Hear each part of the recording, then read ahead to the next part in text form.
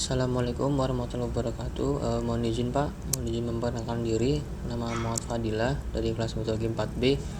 Mohon izin untuk menjelaskan mengenai beberapa pertanyaan yang diujikan pada ujian akhir semester mata kuliah metodologi tropis.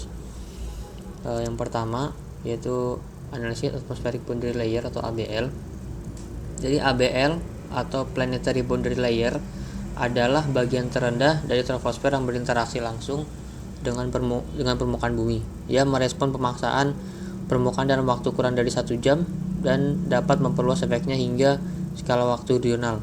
Nah, pertukaran di ABL ini meliputi momentum, radiasi, panas, kelembapan, partikel, dan gas. ABL mendefinisikan dia volume di mana panas, kelembapan, dan zat jejak tersebar setelah pelepasan di permukaan atau penyerapan dari troposfer bebas di atasnya. Nah, kita bisa sama-sama melihat ada 4 gambar, yaitu profil A, kondisi di mana convective boundary layer sedang tumbuh di pagi hari. Kemudian profil B, kondisi di mana convective boundary layer sudah berkembang penuh. Kemudian ada profil C, yaitu nocturnal ABL, yang dimana kondisi atmospheric boundary layer pada malam hari. Dan yang terakhir merupakan perbandingan dari ketiga profil. Nah, untuk bagian-bagian dari gambar ini yaitu ada delta V yang merupakan suhu potensial rata-rata, kemudian ada sigma W yaitu varian dari kecepatan vertikal, kemudian ada C yaitu rata-rata konstituen atmosfer, dan V merupakan angin geostropik. Dan untuk bagian dari vertikal berdasarkan ketinggian yaitu ada SBL yaitu stability boundary layer, ada CBL yaitu convective boundary layer, ada EZ yaitu entrainment zone yaitu zona pertukaran antara CBL dengan residual layer. Kemudian ada residual layer itu sendiri, dan kemudian ada free atmosphere, dan terakhir ada capping inversion. Untuk capping inversion ini yang memisahkan antara ABL dengan troposfer bebas atau free troposfer, yang dimana merupakan lapisan capping inversion ini merupakan batasan antara lapisan udara panas yang terletak di atas lapisan udara dingin.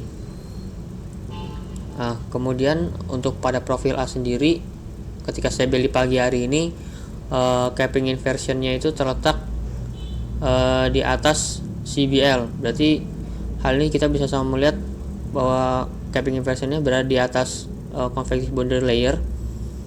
Kemudian pada profil B ini yang pada saat convective boundary layer ini penuh atau sudah berkembang secara penuh, jadi capping inversion ini terletak masih di atas CBL dan lebih kuat daripada yang profil A.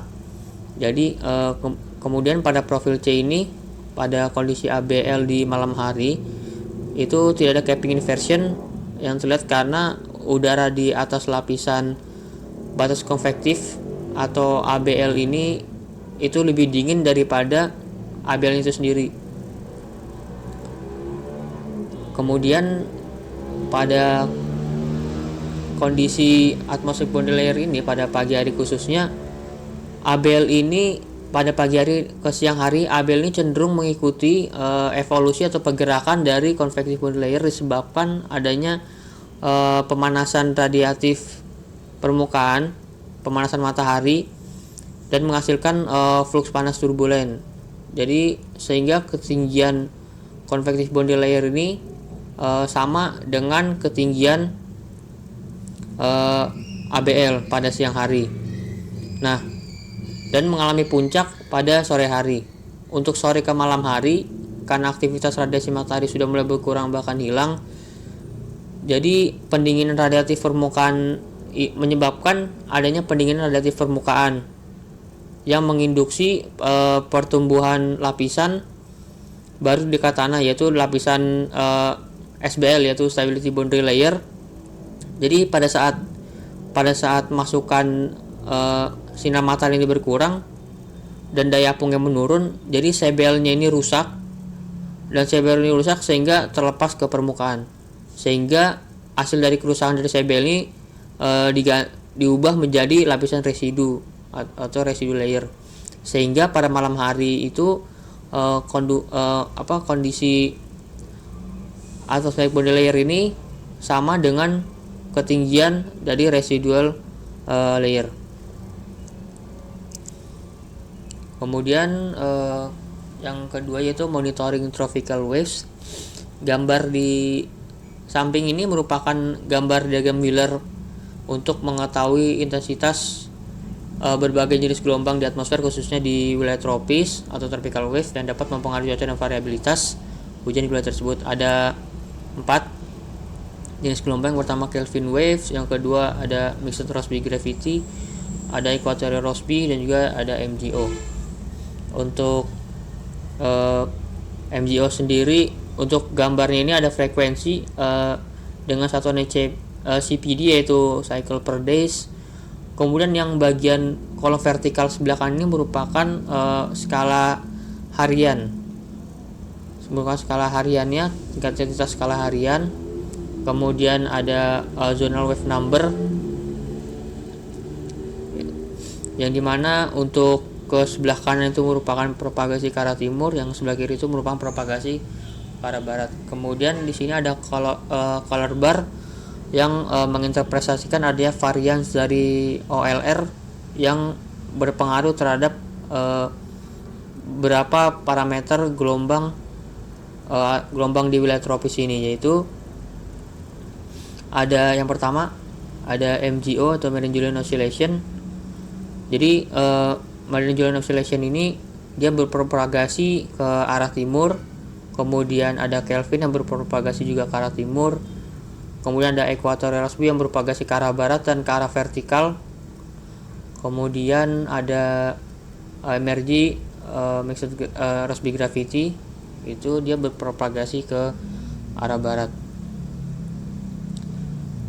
Jadi untuk aktivitas dari gelombang ini, yaitu untuk Kelvin wave sendiri itu dia identifikasi kira-kira diidentifikasi di sekitar frekuensi antara 0 sampai 0,4 cycle per days, yang dimana ini cukup intens dari pergerakan gelombang Kelvin. Kemudian ada MGO, yaitu di antara 0 sampai 0,10 cycle per days. Kemudian ada equatorial Rossby yang dimana berkisar antara 0,01 sampai 0,10 cycle per days. Kemudian ada MRG, yaitu dari 0,10 sampai 0,4 cycle per days. Jadi kemudian di bagian paling bawah dekat equatorial Rossby itu ada low, yaitu merupakan low frequency wave. Kemudian berdasarkan dari analisis spektrum gambar zonal wave number ini atau diagram Miller ini, Kelvin wave ini memiliki varians OLR yang tinggi dan juga MGO. Nah, untuk seperti yang kita bisa lihat pada gambar, untuk varians OLR dari putih sampai ke warna coklat muda itu masih tingkat varians OLR itu rendah, akibatnya atmosfernya lebih stabil. Untuk 3,2 sampai 4,8 ini merepresentasikan varians OLR yang tinggi, sehingga merusak stabilitas atmosfer atau atmosfernya mengalami ketidakstabilan. Seperti yang kita bisa melihat, MGO di sini itu pada kolom MGO ini dia ada warna pink, yaitu sekitar 4,8, yang dimana MGO ini juga berpengaruh besar terhadap kestabilan atmosfer. Kemudian di Kelvin ini juga warna dari varians OLR ini di sekitaran 2,8 sampai 3,6, yang dimana cukup intens dan juga bisa mempengaruhi secara intensif dari stabilitas atmosfer. Jadi dapat disimpulkan bahwa gelombang Kelvin dan juga gelombang MGO ini berdampak pada berdampak pada variabilitas hujan dan juga ketidakstabilan atmosfer.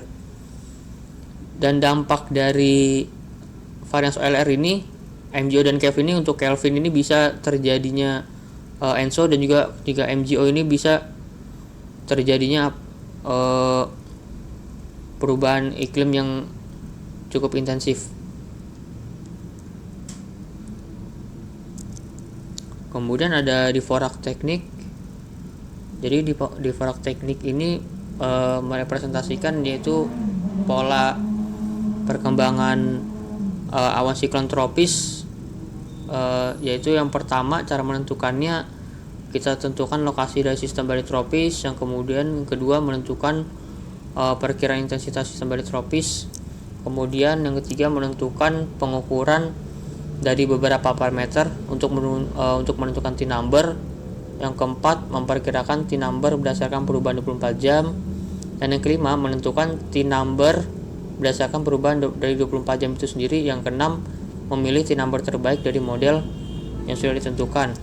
Nah, yang ketujuh yaitu apply constraints, yaitu kita menerapkan batasan pada T-number apa yang sesuai untuk mendapatkan hasil yang akurat. Kemudian yang kedelapan menentukan T-number akhir atau final intensity berdasarkan T-number yang terakhir. Jadi teknik Dvorak ini menggunakan aturan-aturan untuk menentukan T-number berdasarkan pola awan dan fitur mata siklon yang dilihat dari pola-pola perkembangan yang umum tercantum dalam diagram. Nah, untuk penjelasan mengenai T-number ini ada beberapa tahapan yang dimana T1,5 sampai T2 ini merupakan tahap awal dari perkembangan siklon, dengan matanya itu yang mata siklon yang tidak jelas dan organisasi awannya belum masih terbatas. Kemudian T3 sampai T4 ini itu matanya sudah matanya menjadi cukup jelas dan pola awannya sudah mulai terorganisir dalam bentuk lingkaran. Kemudian T5 sama T6 ini matanya lebih jelas dan pola awannya lebih simetris dan juga terorganisir. Nah, yang T7 dan T8 ini merupakan siklon yang berada pada intensitas tertinggi dengan matanya yang sangat jelas dan pola awannya yang sudah lebih terorganisir dan intens membentuk semisirkular atau hampir lingkaran.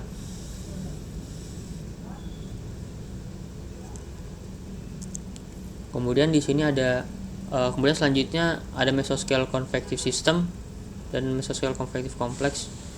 Jadi sistem konvektif mesoskala atau mesoscale convective system adalah kompleks badai petir menjadi terorganisir pada skala yang lebih besar daripada badai petir individu, tetapi lebih kecil dari siklon ekstratropis, dan biasanya bertahan selama beberapa jam atau lebih.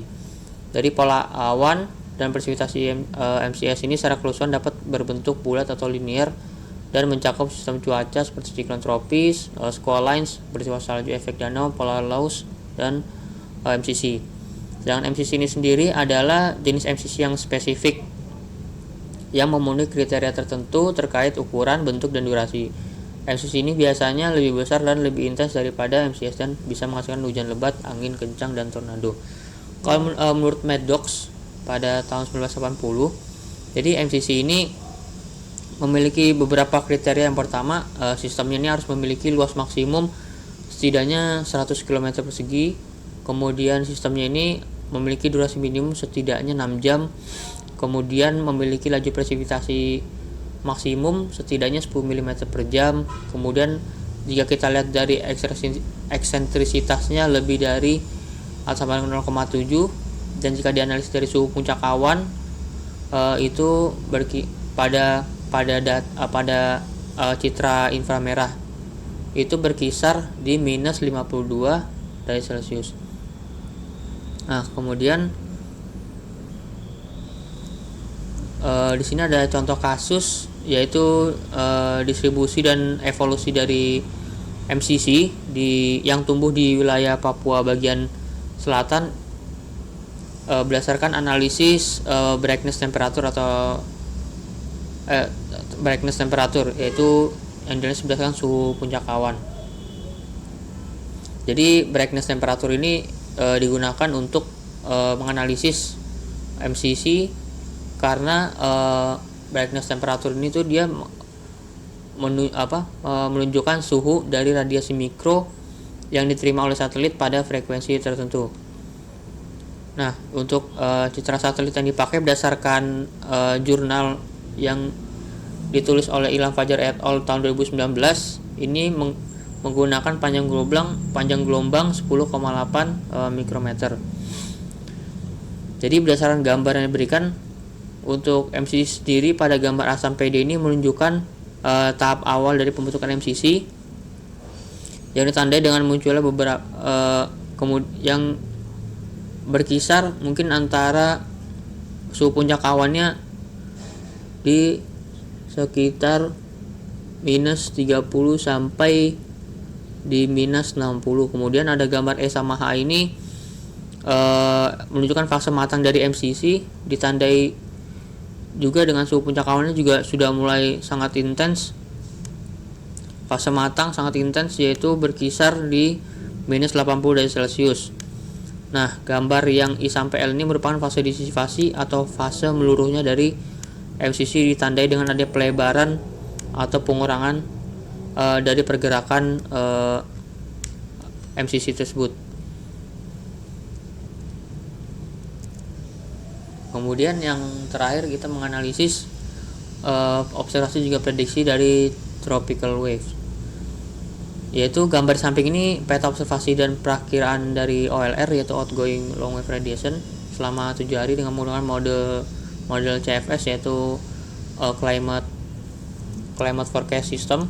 Interpretasi gambar ini didefinisikan dengan beberapa kontur dan garis yang mewakili intensitas OLR dan garis pergerakan gelombang di wilayah tropical waves yang meliputi MGO, Kelvin wave, equatorial Rossby, dan low frequency.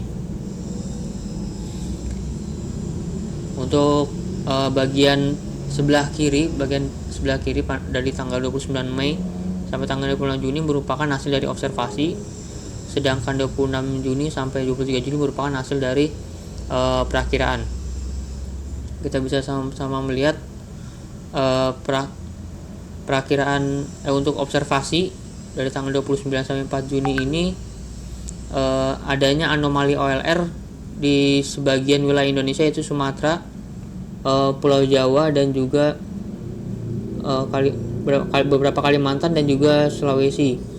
Yang dimana pada kasus ini anomali OLR ini menunjukkan adanya tutupan awan yang begitu tebal sehingga pancaran dari radiasi panjang matahari ini tidak dapat menembus pada permukaan bumi secara langsung. Dan ini merepresentasikan adanya aktivitas awan konvektif di sekitar daerah-daerah yang mengalami anomali tersebut. Kemudian untuk aktivitas pergerakan gelombang yang terdeteksi ada MGO, kemudian ada gelombang equatorial Rossby, dan kemudian ada sistem ada gelombang frekuensi yang rendah. Untuk gelombang frekuensi rendah ini tidak berpengaruh terhadap siklus atau dinamika di atmosfer. Biasanya untuk low frequency wave ini dia berada di benua kontinen maritim. Kemudian pada tanggal 5 Juni sampai 11 Juni untuk anomali OLR berada di bagian utara Sulawesi dan juga di beberapa di Papua juga mengalami anomali, dan juga di sebagian Kalimantan. Untuk aktivitas gelombang yang bergerak yaitu masih ada MGO, kemudian ada low frequency wave. Kemudian untuk tanggal 12 sampai 18 Juni ini aktivitas anomali OLR-nya masih cukup intens dengan beberapa gelombang tropical wave, seperti ada gelombang equatorial Rossby, ada gelombang Kelvin, yang dimana ini sangat berpengaruh terhadap proses peningkatan awan konvektif di beberapa wilayah yang mengalami anomali OLR. Kemudian ada pada tanggal 19 Juni sampai tanggal 25 Juni untuk anomali OLR sendiri masih ada di selatan Sumatera, di bagian timur Kalimantan, bagian utara Sulawesi, dan beberapa bagian daerah di Papua. Untuk aktivitas gelombang tropis atau tropical wave yang terlihat di sini yaitu ada equatorial Rossby dan juga low frequency wave.